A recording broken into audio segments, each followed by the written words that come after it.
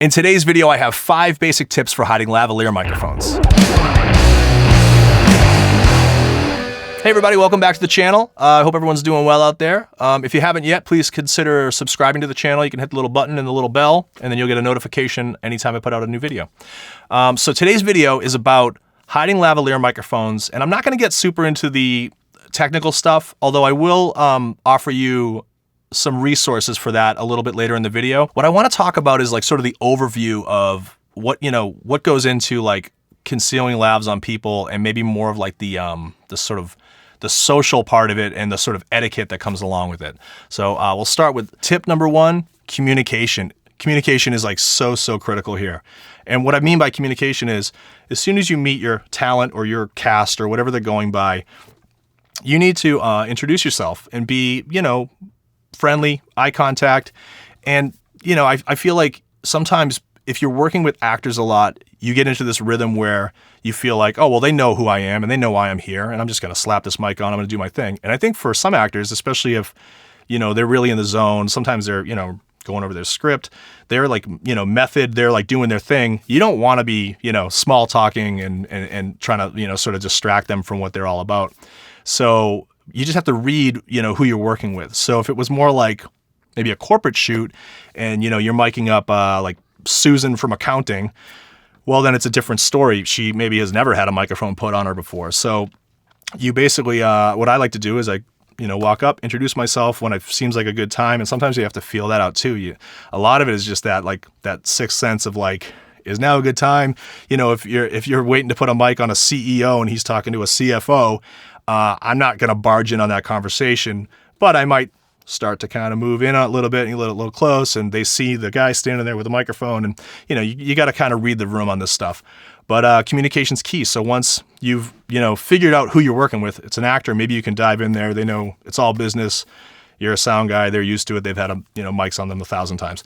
But if it's someone like Susan from accounting, like we say, I think you just have to walk up, introduce yourself, let them know who you are, why you're there, what you have, and sort of what the goal is here. And, as soon as you see what they're wearing, you probably have a little bit of a plan in your head. And then you'll say, okay, so I want to take this mic, and I think based on what you're wearing, we can run this here, and I'll let you do it if you're more comfortable with that.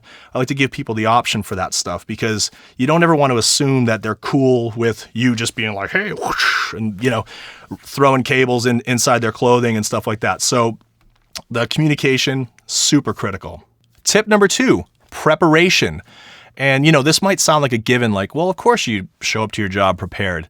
But what I'm talking about is more like anticipating the kind of, set you're on. So again, if you're working on a narrative set and you have actors and there's a script, well, then you should have quite a bit of information going into the job. Like, I know, what the premise is here. I know what set we're going to be shooting on, and I can kind of get an idea of what they'll be wearing, especially if there's like a wardrobe department. You can even take a peek in with them before talent arrives if there's time, and find out, what do you think they're going to be wearing?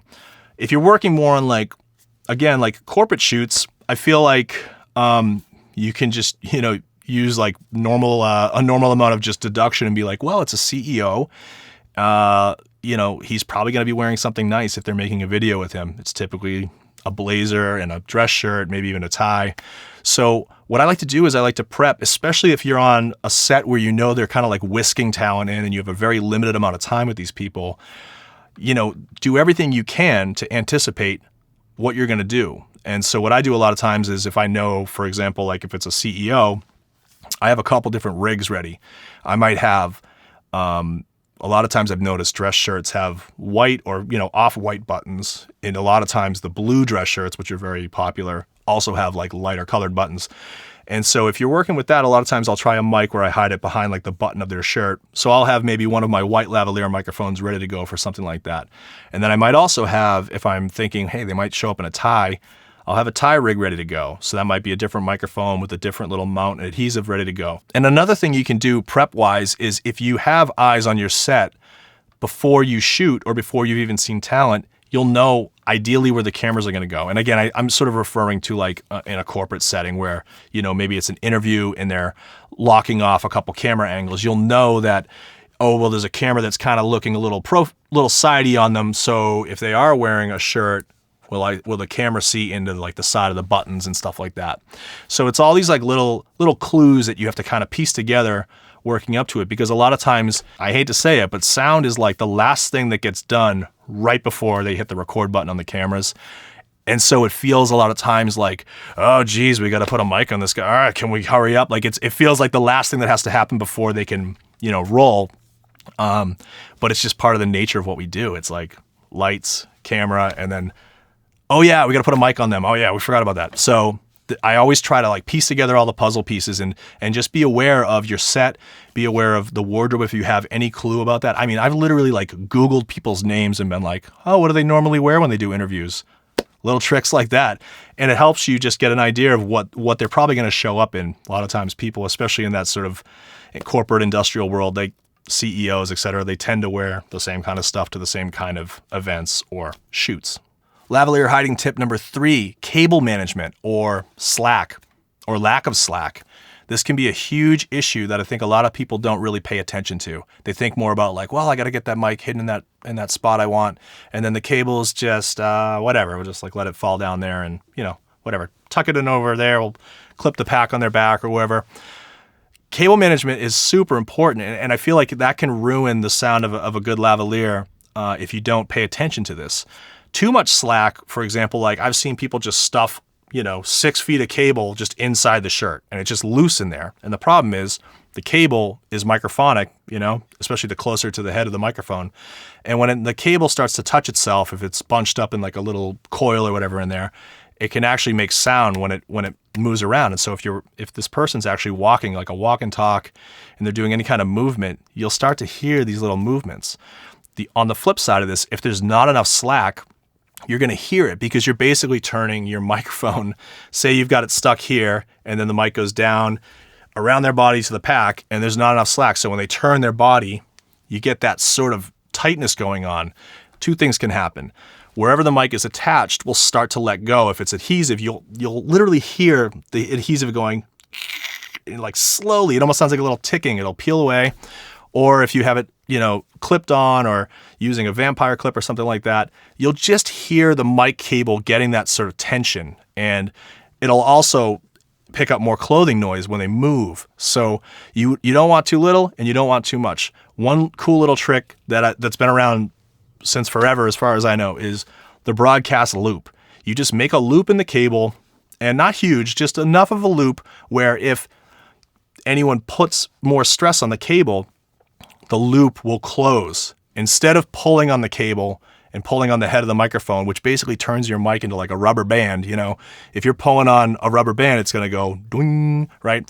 So the idea is you want to keep it loose-ish, but not so loose that it's then banging around inside their clothing. The broadcast loop's a cool and easy trick. I've seen people where they tape the loop, so there's a little piece of tape, and then the loop will pull through the tape.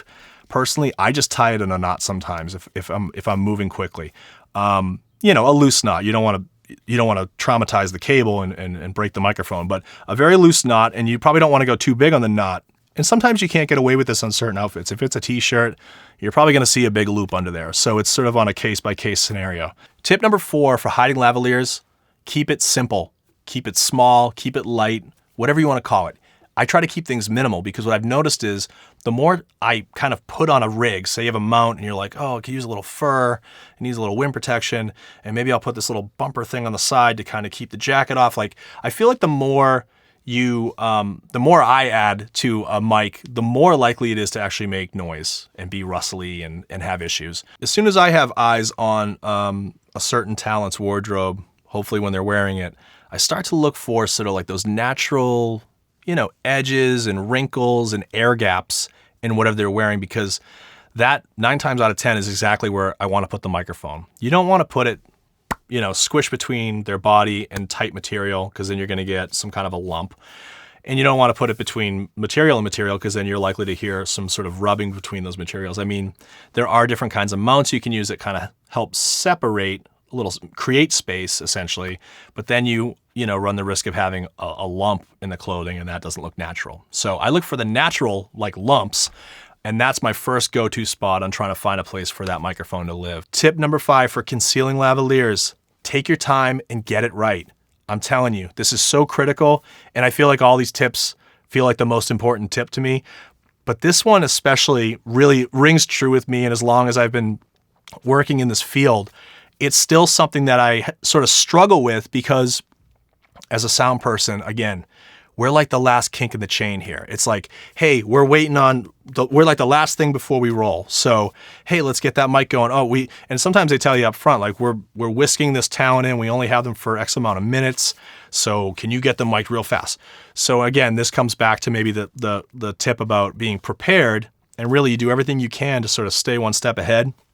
But you don't want to rush through this. You want to get it right the first time, because if you get it right the first time, your day is nice. You have a nice, easy day. You can chill out. You can sit back and enjoy your beautifully clean lavalier sound, right? If you rush through it and you go, I guess I'll put it, yeah, that's good. There, okay, stuff the cable in the thing.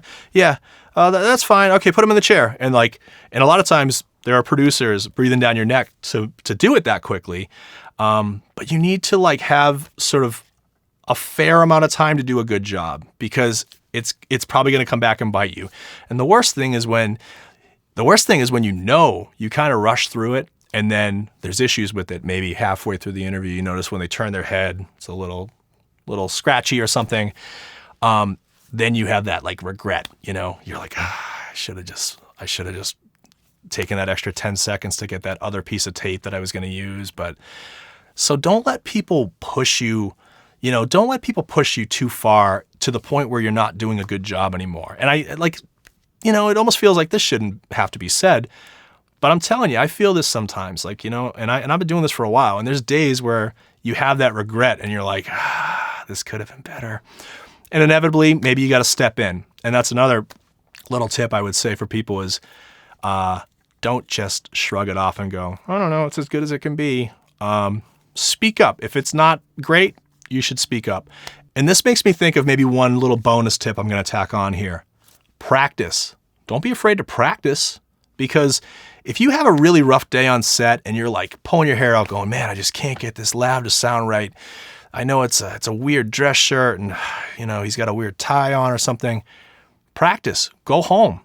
If you really had a bad day, you don't want to have that bad day again. So, and I've done it before. I've had days where I've been pulling my hair out trying to figure out, why can't I get this to work? Everything about it seems like it should be working, but it's not. I go home, I look through my closet, I pull out that old suit from the last wedding or funeral I went to, put that thing on, and I start micing myself up, and I do some tests, and I try different adhesives and different furs and whatever it takes. And, that's what I think will separate you from the people that don't do that. Guys, I hope you enjoyed the video. Again, if you haven't subscribed, I got a ton of new videos lined up in the queue here, and I'm going to start busting those out. I haven't been the most consistent, YouTuber or whatever, but yeah, I've got some cool ideas. So hit subscribe, hit a like button if you like this kind of stuff. I do production sound for a living. I'm based out of Boston. If you need someone in Boston, keep me in mind, Jim Keaney, and we'll see you guys on the next one. Thanks a lot.